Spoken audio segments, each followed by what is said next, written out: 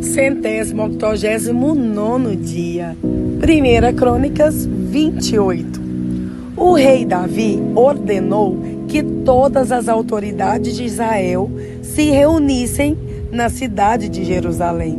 Portanto, se reuniram em Jerusalém todos os chefes das tribos, os oficiais que cuidavam dos negócios do reino, os chefes dos grupos de famílias, os administradores das propriedades e de todo o gado que pertenciam ao rei e aos seus filhos, e também os funcionários do palácio, os oficiais superiores do exército e outros homens importantes.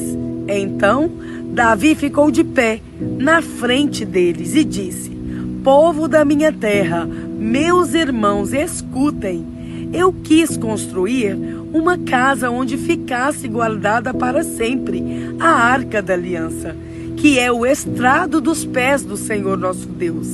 Eu havia feito preparativos para construir um templo em sua honra, mas ele me proibiu de construí-lo, porque sou soldado e fiz correr muito sangue.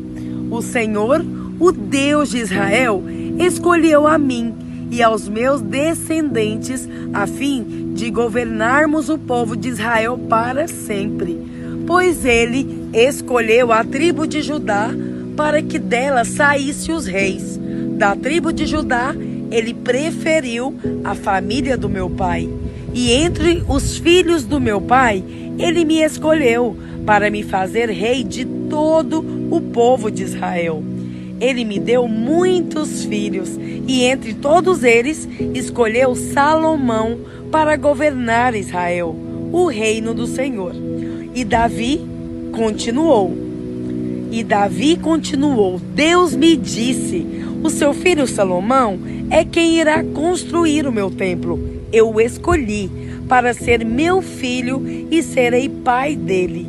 Se ele continuar a obedecer a todas as minhas leis e mandamentos, como tem feito até hoje, eu firmarei o seu reino para sempre. Davi disse também: portanto, agora, na presença do nosso Deus e desta assembleia de todo o povo de Israel, o povo do Senhor, eu recomendo a vocês que obedeçam cuidadosamente a tudo o que o Senhor nosso Deus ordenou, para que esta boa terra continue a ser de vocês e para que vocês possam deixá-la como herança aos seus filhos para sempre. E a Salomão disse: meu filho, reconheça o Senhor do seu pai e sirva-o com todo o coração e de livre e espontânea vontade. Ele conhece todos os seus pensamentos e desejos. Se você o procurar, ele o aceitará, mas se o abandonar, ele o rejeitará para sempre.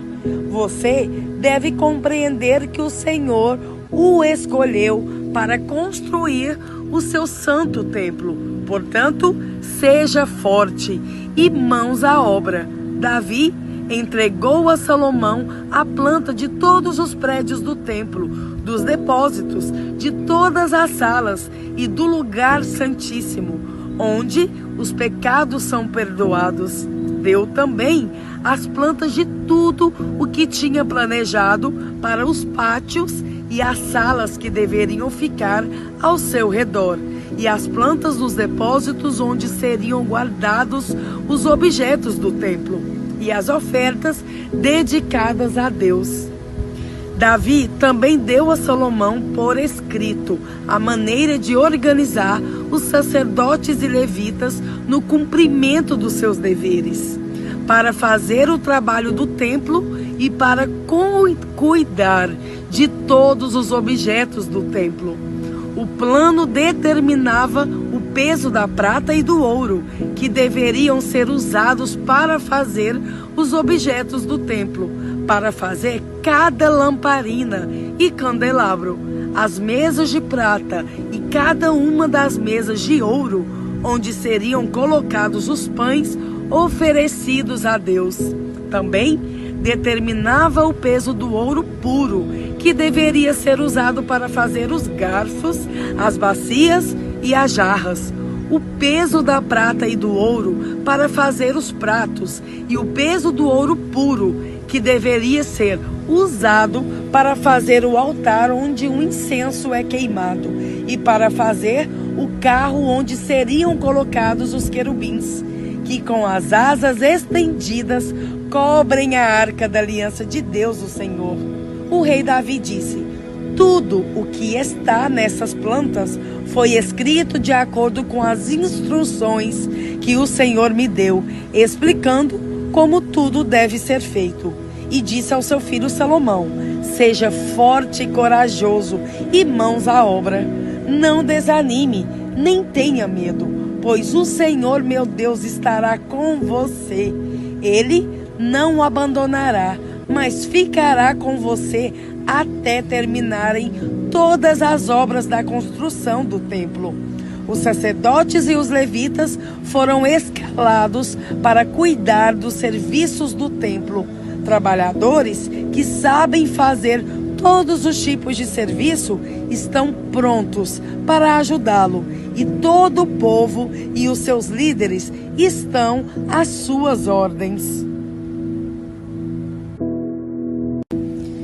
1 Crônicas 29. Depois o rei Davi disse a todo o povo: o meu filho Salomão é o único a quem Deus escolheu, mas ele ainda é jovem e sem experiência. O trabalho a ser feito é enorme, pois não se trata da construção de um palácio onde vão morar pessoas, mas de um templo para Deus, o Senhor.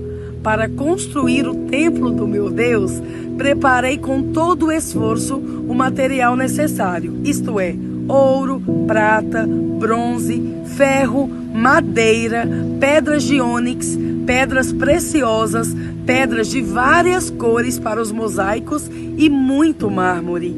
Mas, além de todos os preparativos que fiz para o templo, dei também prata e ouro que me pertencem, pois amo o templo do meu Deus. Dei mais de 100 toneladas do mais puro ouro e 240 toneladas de prata pura para revestir as paredes do templo e para todos os objetos que os artesãos vão fazer. Agora, quem está disposto a dar ofertas ao Senhor Deus por vontade própria? Então, os chefes dos grupos de famílias, as autoridades das tribos e os oficiais do exército e administradores das propriedades do rei deram de livre vontade para a obra do templo o seguinte: mais de 170 toneladas de ouro, 10.000 barras de ouro, 340 toneladas de prata, 615 toneladas de bronze e 3.420 toneladas de ferro. Aqueles que tinham pedras preciosas deram essas pedras para o tesouro do templo, que era administrado por Jeiel, do grupo de famílias levitas de Gerson. O povo deu de boa vontade ofertas a Deus, o Senhor, e eles ficaram alegres porque havia sido dado tanto. O rei Davi também ficou muito feliz. Então, ali em frente de todo o povo, o rei Davi louvou a Deus, o Senhor. Ele disse: ó Senhor, Deus do nosso antepassado Jacó, bendito sejas para sempre. Tu és grande e poderoso, glorioso, esplêndido e majestoso. Tudo o que existe no céu e na terra pertencem a ti. Tu és o rei, o supremo governador de tudo. Toda a riqueza e prosperidade vem de ti. Tu governas todas as coisas com o teu poder e a tua força, e podes tornar grande e forte qualquer pessoa. Agora, nosso Deus, nós te agradecemos e louvamos o teu nome glorioso. No entanto, o meu povo, eu não podemos de fato te dar nada, pois tudo vem de ti e nós somente devolvemos o que já era teu. Tu sabes, ó Senhor, que tanto os nossos antepassados como nós passamos pela vida como estrangeiros, como pessoas que estão de passagem. Os nossos dias são como uma sombra que se passa. Não podemos escapar da morte. Ó Senhor nosso Deus, nós trouxemos toda esta riqueza a fim de construir um templo para honrar o teu santo nome. Mas tudo isso vem de ti e tudo é teu. Eu sei que tu pões à prova os corações e amas as pessoas corretas. Com honestidade e sinceridade, eu te dei de livre vontade tudo isso e vejo com alegria que o teu povo que está reunido aqui trouxe de boa vontade ofertas a ti. Ó Senhor, Deus dos nossos antepassados Abraão, Isaque e Jacó, conserva para sempre no coração do teu povo esta disposição e este pensamento e guarda-o fiel a ti. Dá ao meu filho Salomão o desejo de obedecer com todo o coração a todos os teus mandamentos e ordens e a vontade de construir o templo para o qual fiz estes preparativos. Então Davi disse a todo o povo: louvem o Senhor nosso Deus. E todo o povo louvou o Senhor, o Deus dos nossos antepassados. Todos se ajoelharam e encostaram o rosto no chão, adorando a Deus e prestando homenagem ao rei. No dia seguinte, mataram animais em sacrifício, dedicando-os a Deus o Senhor. E depois os entregaram ao povo para que os comessem. Além disso, 1000 touros novos, 1000 carneiros e 1000 ovelhas foram completamente queimados no altar. Também trouxemos ofertas de vinho. Naquele dia, comeram e beberam com muita alegria na presença de Deus. Depois, foi anunciado pela segunda vez que Salomão era rei. Em nome do Senhor, eles ungiram como o seu rei e ungiram Zadok como sacerdote.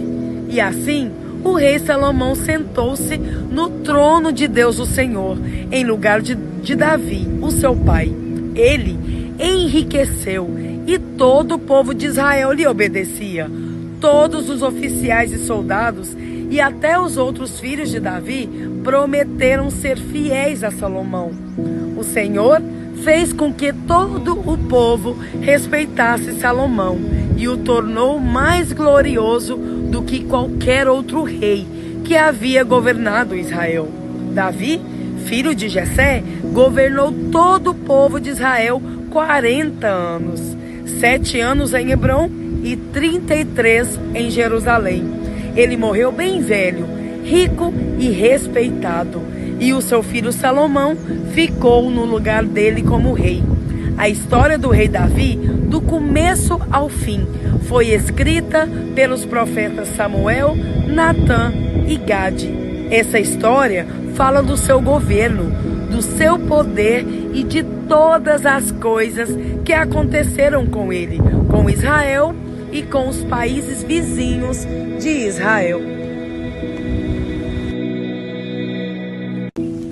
Atos 21. Nós nos despedimos deles e fomos embora, navegando diretamente para a ilha de Cós. No dia seguinte, paramos no porto de Rhodes e dali continuamos até a cidade de Pátara, onde encontramos um navio que ia para Felícia. Então, embarcamos nele e seguimos viagem.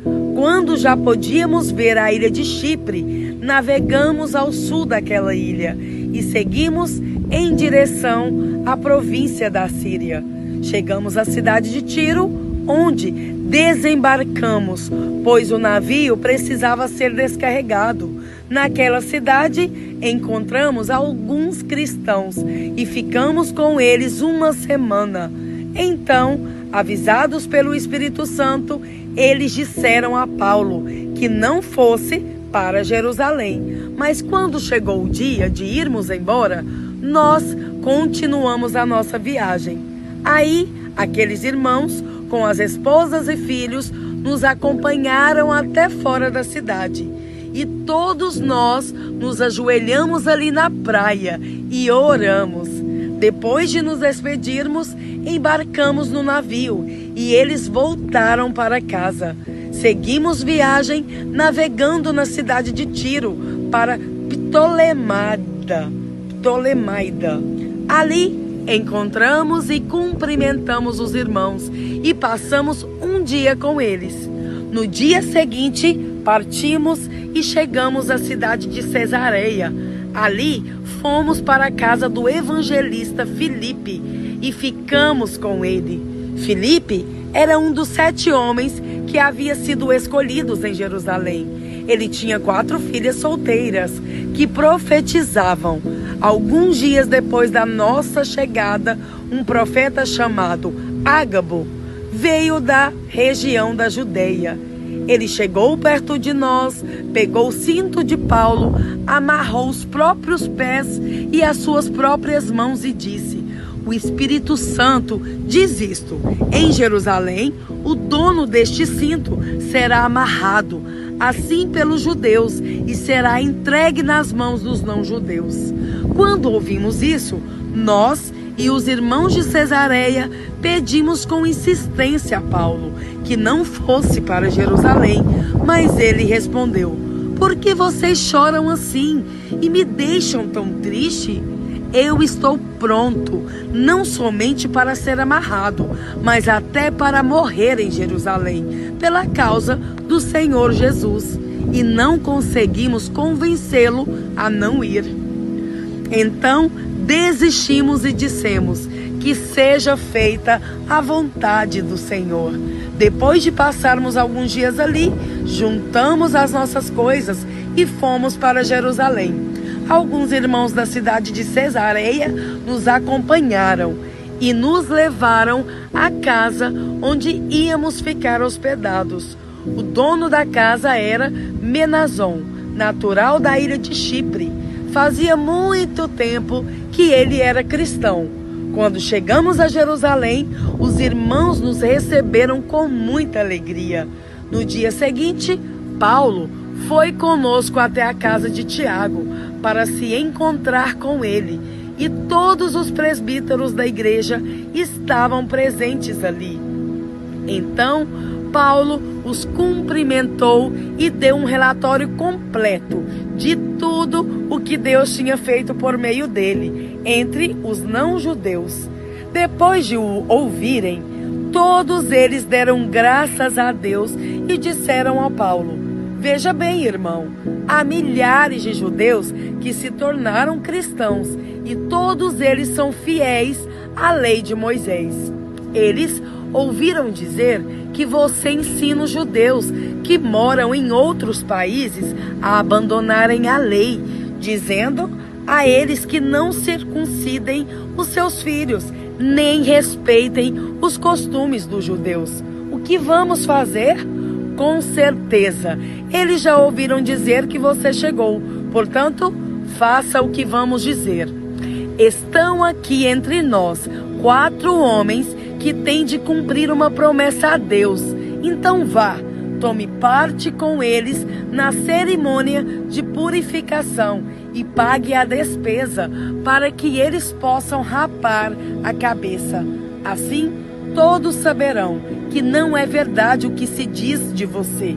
Pelo contrário, vão ficar sabendo que de fato você vive de acordo com a lei de Moisés. Mas quanto aos não-judeus que se tornaram cristãos, nós já mandamos uma carta a eles, dizendo o seguinte: não comam carne de animais que foram oferecidos em sacrifício aos ídolos, nem sangue, nem carne de nenhum animal que tenha sido estrangulado, e também não pratiquem imoralidade sexual. Então Paulo falou com os 4 homens e no dia seguinte tomou parte com eles na cerimônia de purificação. Depois entrou na área do templo para avisar quando iam terminar os dias da purificação, isto é, a ocasião em que cada um dos 4 homens deveria oferecer o seu sacrifício. Quando os 7 dias da purificação estavam para acabar, alguns judeus da província da Ásia viram Paulo na área do templo. Então atiçaram a multidão, agarraram Paulo e começaram a gritar: Israelitas, nos ajudem! Este é o homem que vai pelo mundo inteiro, falando a todas as pessoas e dizendo mentiras contra o povo de Israel, a lei de Moisés, e este é o templo. E agora ele está trazendo não-judeus para dentro da área do templo, profanando assim este lugar santo.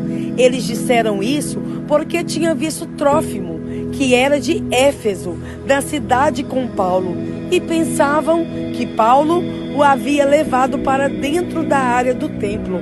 A confusão se espalhou por toda a cidade e o povo veio correndo de todos os lados.